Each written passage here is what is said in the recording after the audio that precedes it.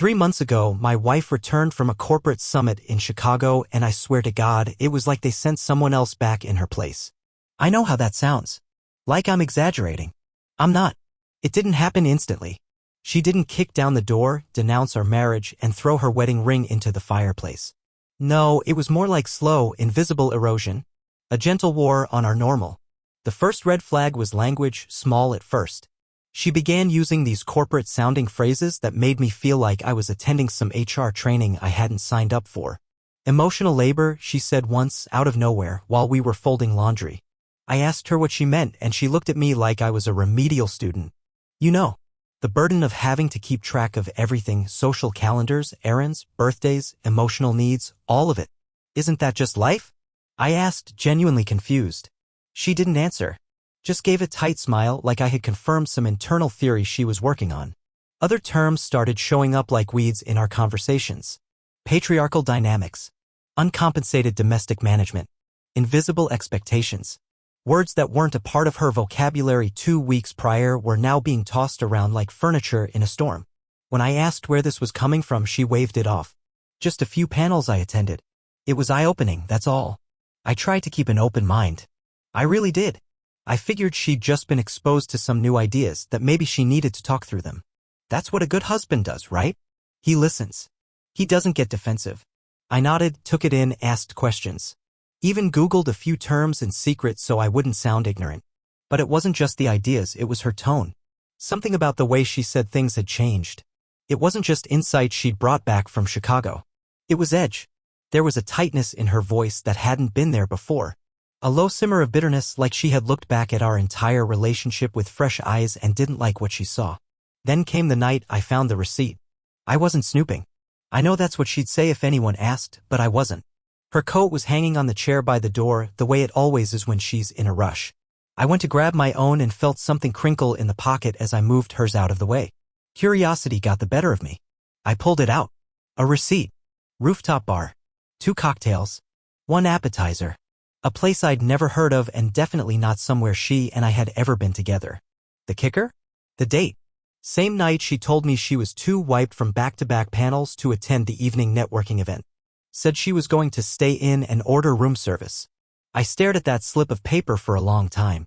My stomach tightened in a way I hadn't felt since I was a kid getting called to the principal's office. When I asked her about it later, I didn't accuse her. I didn't raise my voice. I even smiled when I handed it to her, tried to keep it light, like maybe it was a harmless mix-up and I was just being silly. But she didn't smile back. Instead, she looked at the receipt, then looked at me with this condescending disbelief. Like she'd caught me doing something pathetic. Wow, she said. You're going through my things now? That's controlling behavior, just so you know. I blinked. I wasn't going through your stuff. I found it by accident. Your coat was a... No, she cut me off. It doesn't matter. It's the fact that you felt entitled to go into my pockets. I didn't. Do you realize how invasive that is? There it was. The switch. Suddenly, I wasn't a concerned husband asking a question, I was a boundary-violating control freak. I waited for her to tell me what the receipt was about. To explain who she'd been with or why she hadn't mentioned it. She didn't. Instead, she turned it into a statement about me. That was the moment I realized she wasn't interested in clearing anything up. She was interested in reshaping the narrative. And from that moment forward, everything started shifting. Not just in the way she spoke, but in how she acted. She started referring to things in our home with this strange distance. She called our bedroom the master suite and the kitchen became the shared domestic zone. She wasn't joking. It was like we'd become co-workers in a shared Airbnb. The warmth was gone, replaced by an uncomfortable, clinical precision. Our shared life was being reframed as an arrangement. And I felt it in all the little ways. She started texting constantly but would lock the screen or turn the phone face down whenever I entered the room. I'd ask what she was working on and she'd say, just decompressing with my community. Community? I asked once. Yeah, she said. Women I met at the summit. There's a group chat. I tried not to be suspicious. After all, there's nothing inherently wrong with a group chat.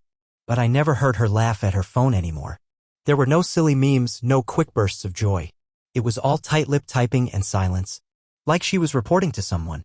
She began dressing differently, too. Not provocatively, just differently. Sharper lines. Bolder colors. It was a rebrand. Blazers and heels to grab coffee. Statement earrings for a trip to Target. Every outfit looked like it had been chosen to communicate something I wasn't allowed to interpret.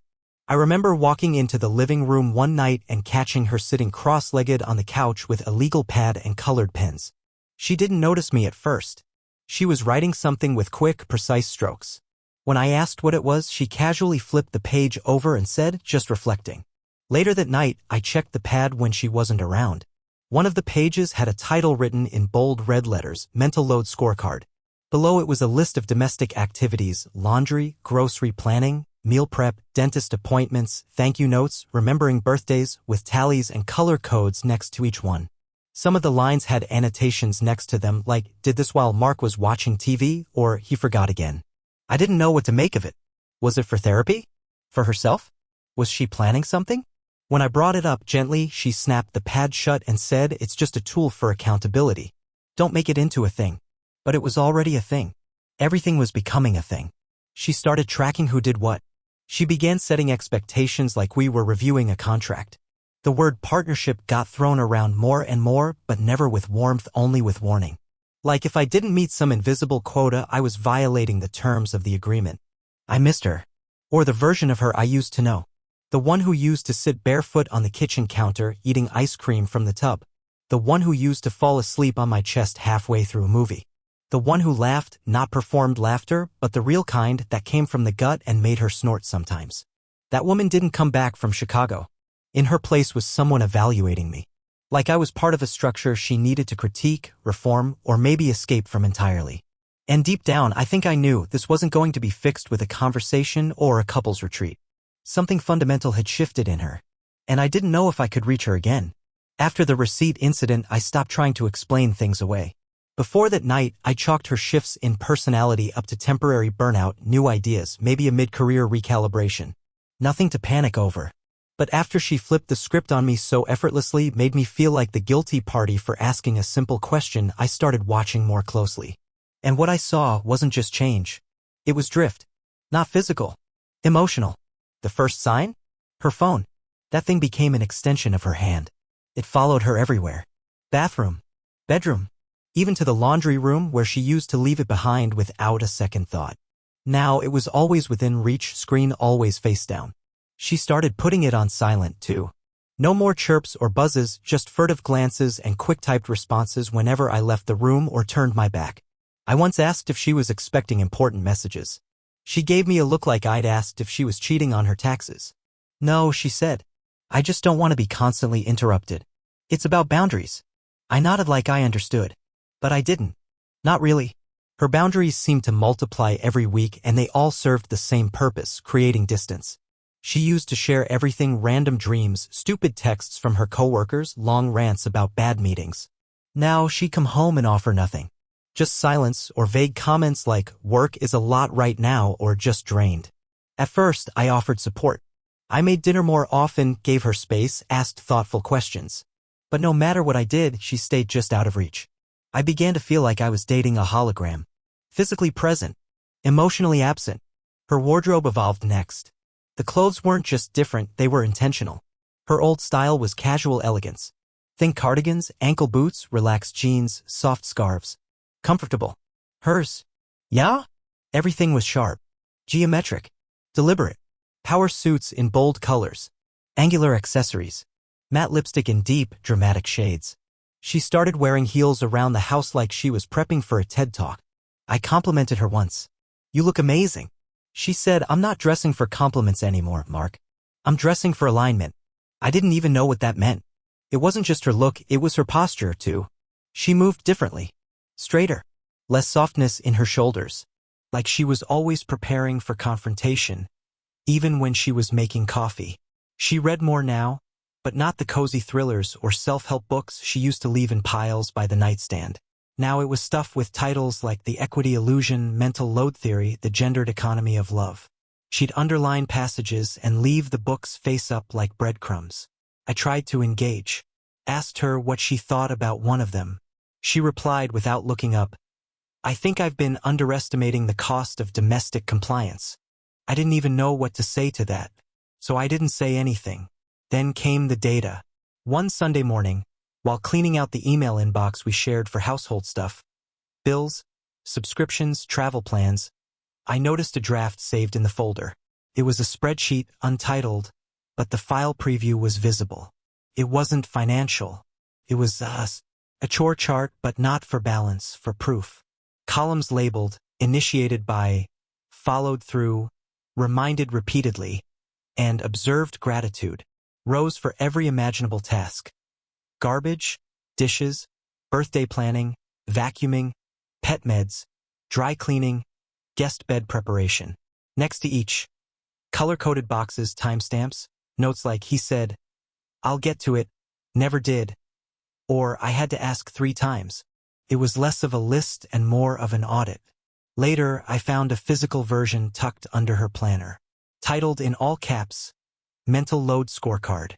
Same concept, different format. She was tracking every emotional and domestic transaction like we were coworkers dividing up a joint project for quarterly review. The scariest part? I couldn't even be angry, because once I really saw it, I realized she wasn't crazy. Not entirely. I had dropped the ball on a few things. Missed a couple birthday gifts. Let the laundry pile up more than once. Forgot her mom's surgery date until the morning of. But what gutted me wasn't the critique. It was the conclusion. She wasn't documenting this stuff to build bridges. She was doing it to justify an exit. It was evidence collection. And suddenly, everything started to click. The eye rolls at my jokes. The way she stopped saying "our" when referring to things around the house. It became this space, this arrangement, this schedule. She even corrected me once. I said something like, "I love how our home feels this time of year." She replied, "Let's not pretend this place reflects both of us equally." I laughed, thinking it was a joke. It wasn't. Even her affection changed.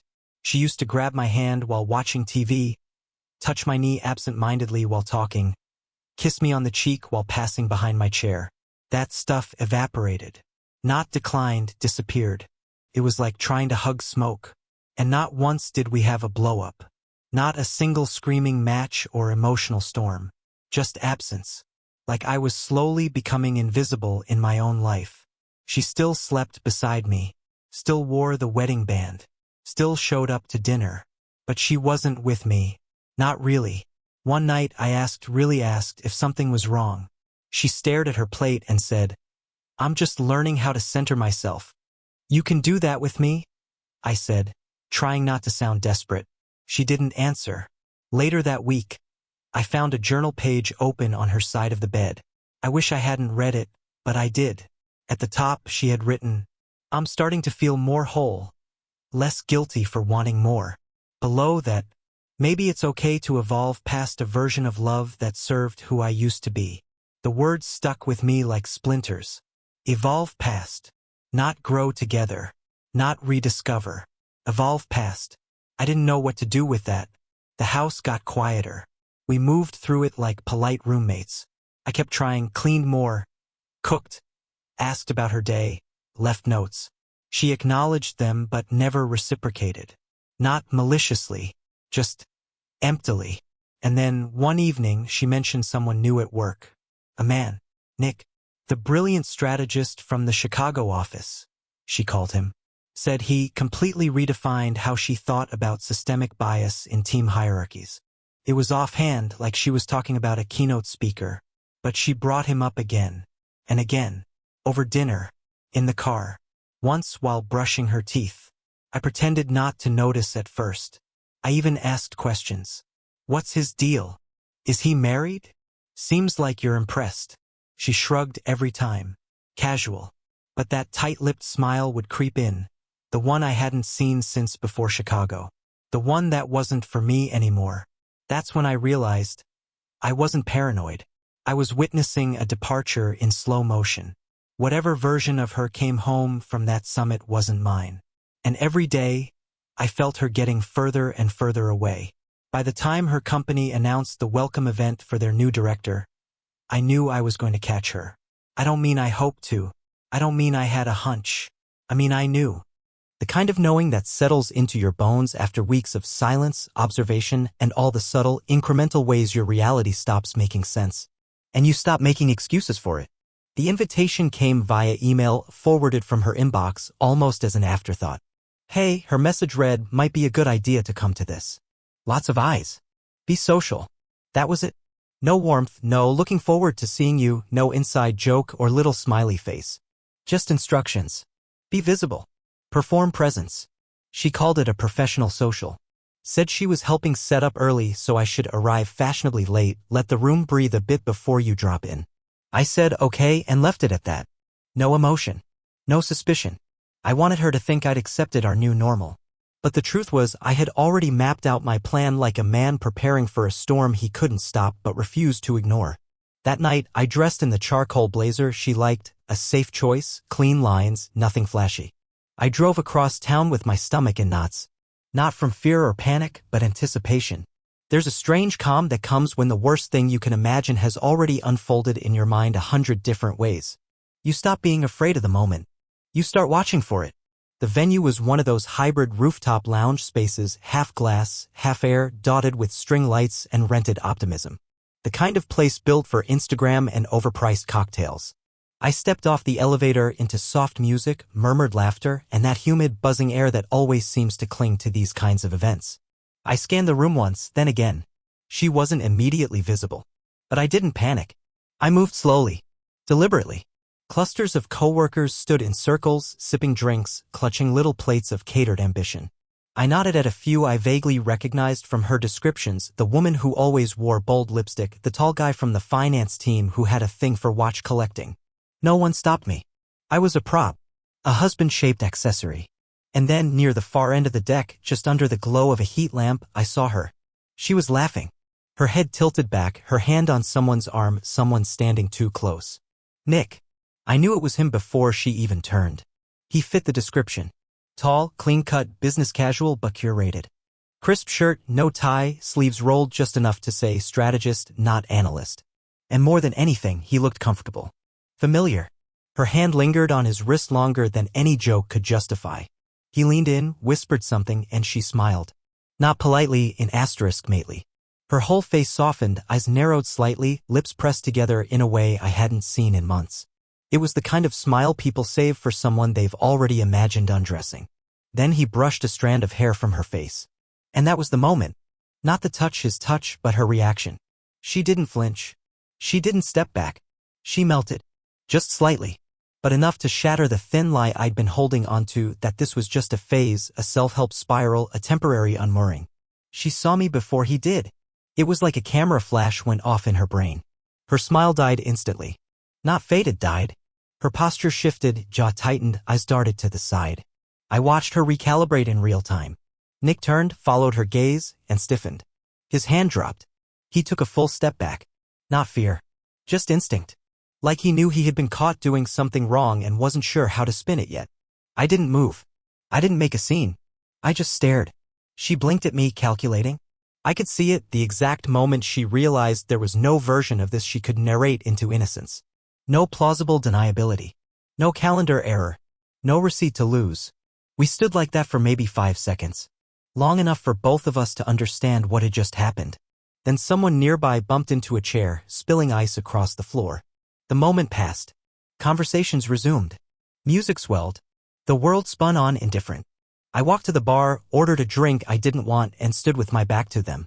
I didn't need to watch more. I had everything I came for. She approached me 15 minutes later. Alone. Hey, she said. Voice too casual. Too bright. I didn't respond. She tried again. Didn't expect you so early? I turned to face her. You told me to come late. I figured I'd surprise you. A flicker of something guilt maybe crossed her face. She masked it quickly. You look nice. I raised an eyebrow. So does he. Her eyes flashed just for a second. Nick? Oh, come on. Don't do this. I said nothing. She shifted on her heels. We were talking. That's allowed, right? Sure, I said. Lots of touching in your conversations? That one hit. She exhaled through her nose. Jesus, Mark. This is so predictable. Is it? I asked. Because I didn't predict you'd lie about networking and end up on a rooftop holding hands with your brilliant strategist. She glanced around. Keep your voice down. I'm not raising it. God, she muttered. You always do this. Turn everything into a confrontation. Not everything, I said. Just betrayal. That landed harder than I expected. Her eyes welled, not with tears, but panic. Not sadness, exposure. She opened her mouth to speak, then closed it. No excuse came out. I walked away. Back at home, I sat in the dark for a long time. No TV. No music. Just the sound of the refrigerator humming and the faint creak of the ceiling fan. My glass of water sat untouched. I thought about the months that had led to this, the drifting, the half-answers, the growing silence. And I realized something brutal. She hadn't just fallen for someone else. She had been preparing for it, rewriting her reality to make room for it. Nick wasn't the problem. He was the reward. The permission slip. She needed a justification for stepping outside the lines. So she redrew the lines, redefined the marriage, introduced equity and labor and agency so she could believe that breaking the rules wasn't betrayal, it was balance. She didn't want to cheat. She wanted to graduate. But I wasn't a class. I was a person. A husband. Someone who showed up, tried, listened, adapted. And now I was an afterthought. The next morning she came downstairs in a robe like nothing had happened. Made coffee. Hummed while she stirred in cream. I waited. She glanced at me once. Said we should talk. I nodded. But I didn't ask questions. I didn't demand answers. Instead, I walked into the office, opened my laptop, and pulled up an old spreadsheet I'd started months ago, one that tracked everything I handled in our life together. Budgeting. Healthcare. Tax prep. Household maintenance. Emotional triage. Birthday logistics. Conflict de-escalation. I added 3 new rows. Roof deck incident. Nick. Emotional costs, TBD. Then I hit save. She thought she'd been the only one tracking data. She was wrong. I didn't lose my temper. I didn't throw a fit, throw her things out, or throw myself into some drunken spiral. That would have been too easy for her to frame. Too messy. Too emotional. And that's not who I was anymore, not in this version of our marriage where everything was now about metrics, agency, and philosophical frameworks. So instead, I responded in the only language she seemed to speak now, documentation. The morning after the rooftop, she tried to act normal. She didn't apologize. Didn't offer clarity. She didn't even bring it up. She just said, we should probably have a conversation soon. I nodded. Sure. Let's do it tonight. She agreed, then went to the kitchen and opened her laptop like we were just planning a meal, not addressing the collapse of a marriage. While she sipped coffee and tapped away at some Slack message, I sat in the dining room with my own device. But I wasn't scrolling or refreshing, I was building something. A spreadsheet. At the top, I titled it plainly, Domestic Contribution Index, Last 12 Months. Below that, I began to list everything I could think of that I did to keep our life running. I broke it down into categories. Logistical management. Taxes, quarterly planning, W-2 and 1099 collation. Vehicle maintenance, oil changes, DMV renewals. Insurance, medical, auto, home, negotiations, and documentation. Technical infrastructure. Wi-Fi troubleshooting, network upgrades, device support. TV setup, streaming subscriptions, router reboots. Data backups, home security system. Emotional maintenance. Apology initiation and resolution strategy, 3x in March alone. Crisis de-escalation during her work conflict with Sasha. Listening during family meltdowns, offering solutions, moral support. Physical labor. Lawn care, heavy lifting, trash bins, recycling. Gutter cleaning, light bulb replacement, paint touch-ups. Installing that stupid IKEA bookshelf that broke twice. Event planning. Her mother's 60th birthday dinner, reservations, guests, speech. Dog-sitting arrangements for every trip. Anniversary hotel booking she never thanked me for. Every item had a column for estimated time spent and another for emotional energy expended, subjective, sure, but so were her mental load tallies. I gave it a neutral aesthetic, gray rose, simple font, no flair. Just data. Pure and cold. At the bottom I wrote a single line in bold. If partnership is about equity, not romance, then this is my ledger. Review at your convenience. When I printed it out that evening, she was sitting on the couch in leggings and a hoodie, scrolling her phone. I handed it to her wordlessly. She blinked, took it, and began scanning the contents. I watched her eyes move down the page. She didn't scoff. She didn't laugh. She didn't tear it in half and toss it across the room like in a movie. She just read it. Twice. Then she looked up at me and said, "Are you serious?" "As serious as your scorecard," I said. Her lips parted like she was about to say something harsh, but she caught herself.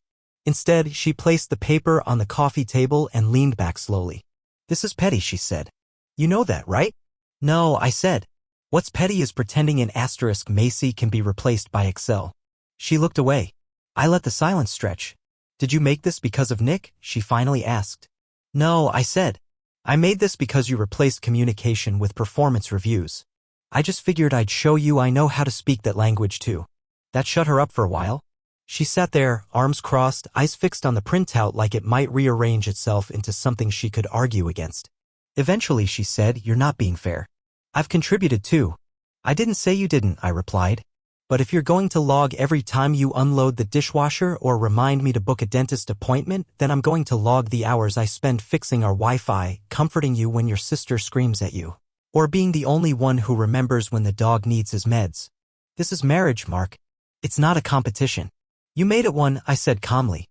"You've been keeping score for months. You just didn't think I'd ever turn the clipboard around." Her face flushed, not from rage, but from something subtler. Realization, maybe. Or embarrassment. "I didn't ask you to make a spreadsheet," she muttered. "And I didn't ask you to touch another man's face on a rooftop while you lied to me about your night." She looked up, eyes sharp. "I didn't cheat," she said quickly. "Nothing physical happened." "Didn't need to," I said. "You already gave him the parts of you stopped giving to me." That one landed. Her mouth tightened, her eyes shone briefly with moisture, and she blinked it away like it was just dust. She didn't deny it. Instead, she stood up, walked to the kitchen, poured herself a glass of water, and stared out the window for a long time. I didn't follow. I sat there and let her stew. 10 minutes later, she came back, sat down, and picked up the spreadsheet again. "You think this fixes anything?" she asked. "No," I said. "But it makes something clear. If you want a relationship built on equity and labor-sharing principles instead of love, empathy, and forgiveness, then here's my resume. Because I'm done playing husband while being evaluated like a junior employee." She folded the paper neatly. Then she left the room. We didn't speak again that night. The next morning, her side of the bed was cold. She'd gotten up early, taken a shower, and was dressed before I even rolled over. "I'll be at Gina's for a bit," she said as she packed an overnight bag. "Okay," I said without looking up. "Need anything before I go?" I almost laughed at that. But I didn't. "No," I said. "I think we're good." She nodded and left. I waited until I heard the garage door shut behind her before I opened my laptop again. That day, I began systematically outsourcing every task I associated with her labor. Grocery shopping? Subscription meal kit. House cleaning. Hired a bi-weekly service. Laundry? Pick up and fold, automated. Anything she used to do, I removed from her plate and placed on someone else's or my own. Then I started canceling shared services. Not out of spite, out of clarity. Spotify Premium, downgraded to solo plan. Netflix, gone. Join Amazon Prime, removed her profile. Router login, changed. For every canceled service, I left a sticky note in her office. Service, Spotify Premium. Status, deactivated. Reason, no longer a shared lifestyle. Estimated monthly savings, $10.99. I wasn't being petty. I was being precise. She wanted independence? She could have it in every conceivable form. And in her absence, something strange happened. The house got quieter. Lighter. Easier. No more tension humming under every meal. No more careful calculations around phrasing, tone, word choice. I wasn't afraid to breathe wrong. And slowly, I began to realize something I hadn't admitted to myself before. Maybe I wasn't mourning her loss. Maybe I was mourning the idea of her, the version I loved before she started auditioning for a different life. She didn't come home that night, or the night after. She sent a text late on the second day. "Still at Gina's. I need space. Please respect that. No, I love you." No apology. Just an emotionally sterile request for distance sent from the comfort of a borrowed guest room with a bathtub full of eucalyptus salts and a kitchen stocked with organic coconut water. So I respected it. But I didn't stop adapting. Her absence was not a crisis, it was a case study. And I treated it accordingly. The first week without her was awkward in the way only interrupted habits can be. I reached for her favorite mug when pouring coffee. Opened the fridge to ask if we needed more oat milk. Left the bathroom door cracked out of habit. But then the habits died. And what replaced them surprised me. Peace. Without her here, I stopped bracing for the next eye roll, the next lecture disguised as a conversation. I wasn't performing. I was living. On the third morning, I started tracking things. Not emotions, expenses. I created a new spreadsheet, solo household efficiency metrics. I logged water usage, groceries, utility output, and daily spending. And the numbers started talking. Water consumption, down 38%. She used to take hour-long showers with music blaring through a Bluetooth speaker. Yeah? 10 minutes, in and out. Electricity, down 24%. No more running 3 appliances at once. No more curling iron, straightener, diffuser marathon sessions. Grocery cost, cut in half. She had insisted on shopping intuitively, which meant half the fridge was always filled with kale that went limp and yogurts that expired before anyone touched them. I ate the same breakfast 3 days in a row and survived just fine. Wine expenses eliminated entirely. She used to call it self-care. I called it a $240 a month Pinot Grigio habit. Miscellaneous home goods reduced 70%. No more therapeutic candles, hand-poured in Brooklyn, scented like rain on tile. No more decorative pumpkins in October or citrus sage diffuser sticks from shops that didn't have price tags, just ethos. I wasn't angry. I wasn't spiteful. I was just documenting. Because now that everything had become transactional, I wanted a receipt for the fallout. She had left in protest, said she was done participating in gendered servitude. So I removed the gendered, removed the servitude, and removed the shared. And what I found underneath all of it was efficiency. The house ran better without passive aggression floating in the air like invisible mold. The kitchen stayed clean. The laundry didn't pile up. Trash went out when it needed to. I wasn't operating at 100%, but I was free from overhead. One night, out of curiosity, I checked the shared streaming account. She'd logged in from Gina's. I saw the recently watched Q, some true crime docuseries, a feminist deconstruction of Disney, and a rom-com she used to make fun of when we watched it together. I changed the password. Not to punish her. To signal the shift. This wasn't her life anymore. I began reclaiming the house. Not dramatically. Just in ways that made it feel like mine again. The framed quote in the hallway that said, "Love is a choice we make daily," gone. The decorative bowl of polished rocks she insisted centered the energy of the entryway, gone. The dried flower arrangements that shed dusty petals across every surface, trashed. I didn't rage clean. I archived. Everything she once used to curate a version of domestic life that never quite fit who she became, out. I boxed up her half-burned candles and used Pilates gear and self-help books with smug covers. I left them in the guest room closet. Sealed. Out of sight. Meanwhile, I created a new system. Every chore she used to handle or said she did, I gave a dollar value based on market rate. Weekly cleaning, $100. Meal prep, $70 per week, now replaced by a rotating subscription. Laundry folding, $30 per week. Grocery planning and inventory, $40 per week. Total, $1,000/month in domestic labor. All of it either absorbed or outsourced. And on the flip side, I tallied what she no longer contributed. No therapy copays, no impulse orders on Amazon, no surprise self-development workshops that charged $300 to align your internal compass. I wrote it all out on a board. Not because I was obsessed with numbers, but because it was the only way to cut through the emotional fog and see what remained. And what remained was less, but cleaner. She texted again a few days later. "Can you please leave the heating pad out? I'll swing by to grab it tomorrow when you're at work." I replied. "Left it on the porch. Boxed with your diffuser and vitamins. Thanks. You didn't need to pack everything. Just saving you a trip." She didn't reply. And then silence. For a week. During that time, I began building what I called the recovery matrix. It wasn't a spreadsheet this time. It was a dry erase board hung on the wall of the office.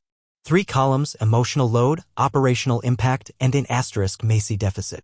Under each, I wrote bullet points, dry and specific. Emotional load. Preemptively de-escalating her anxiety spirals. Navigating her family dynamics during holidays.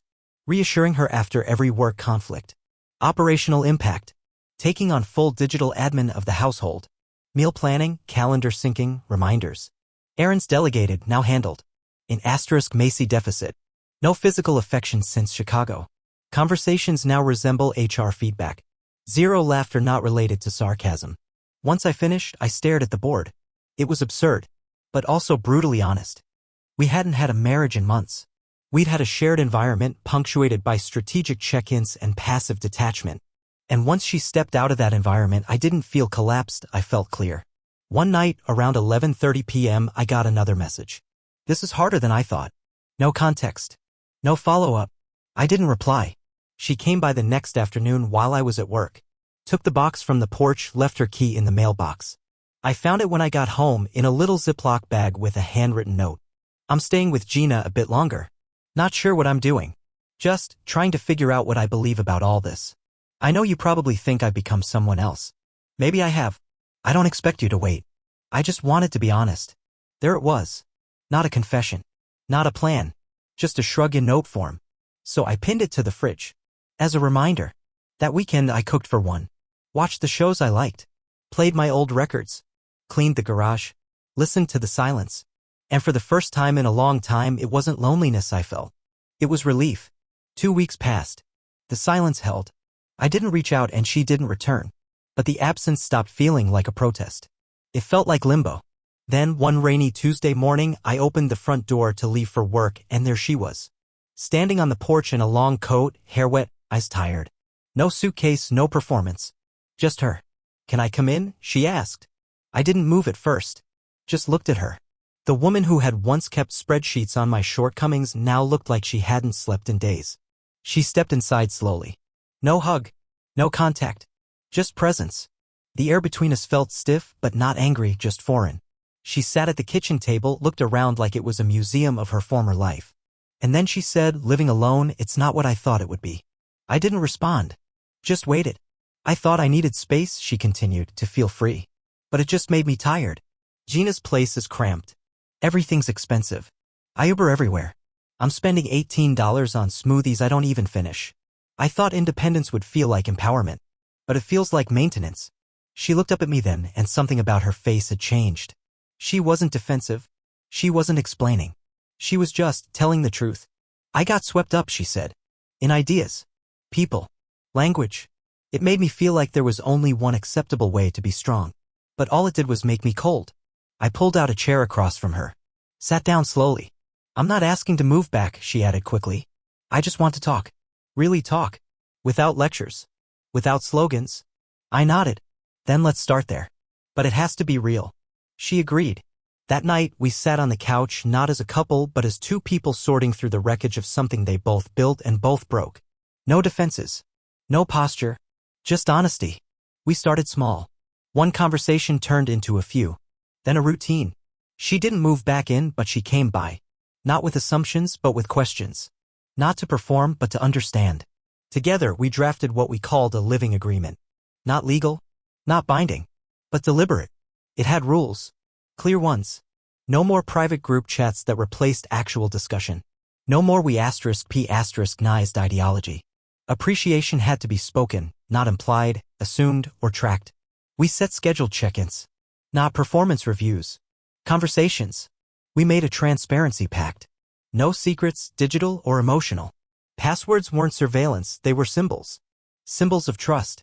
One night, she deleted the forum apps. Another day, she left the book club that had slowly devolved into resentment therapy. And one afternoon, without prompting, she handed me her old mental load scorecard. "I don't want this anymore," she said. It wasn't helping. It was keeping score in a game we weren't even playing. I didn't say anything. Just took it, folded it, and tossed it in the bin. Over time, things got lighter. Not perfect. We still argued sometimes. We still disagreed about chores and time and tone. But the difference was this: we stopped keeping ledgers. Our marriage wasn't a contract anymore. It was a conversation. An ongoing one. And slowly, the home stopped feeling like a shared workspace and started feeling like a place where we were building something together again.